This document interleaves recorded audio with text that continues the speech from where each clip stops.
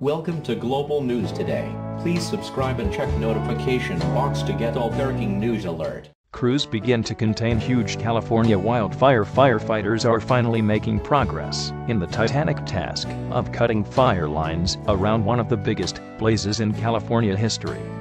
As the blaze straddling Santa Barbara and Ventura counties entered its 10th day, crews had carved containment lines around a quarter of it. But the wildfire still raged on Tuesday, threatening thousands of homes and stranding tens of thousands of evacuees. Thomas Fire Update: Y150 and Y126, north of Santa Paula Ventura County, is now 236,000 acres and 25% plus contained. Unified Command CAL FIRE at CFPIO, at Los Padres, and at Ventura Tift.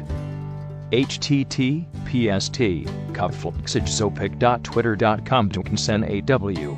CAL FIRE at CAL FIRE December 13, 2017. The so-called Thomas Fire, one of several around the state, has burned more than 900 structures, at least 700 of them homes.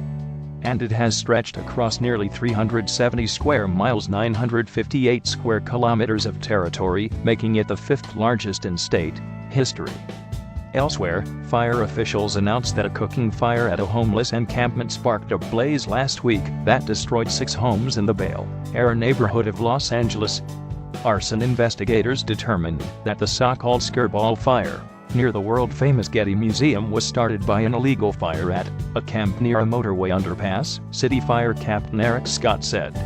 The camp was empty when firefighters found it, but people had apparently been sleeping and cooking there for at least several days, he said. Lilac Fire Update off Old Y395 at Doolin Road, Bonsall, San Diego County is now 4,100 acres and 92% plus contained.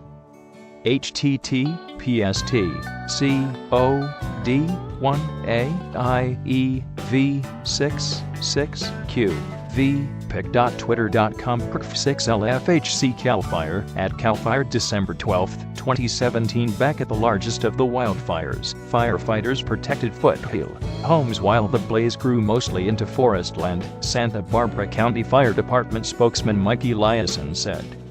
Red flag warnings for fire danger due to Santa Ana winds and a critical lack of moisture were extended into the week, with a possible increase in gusts on Thursday and into Friday.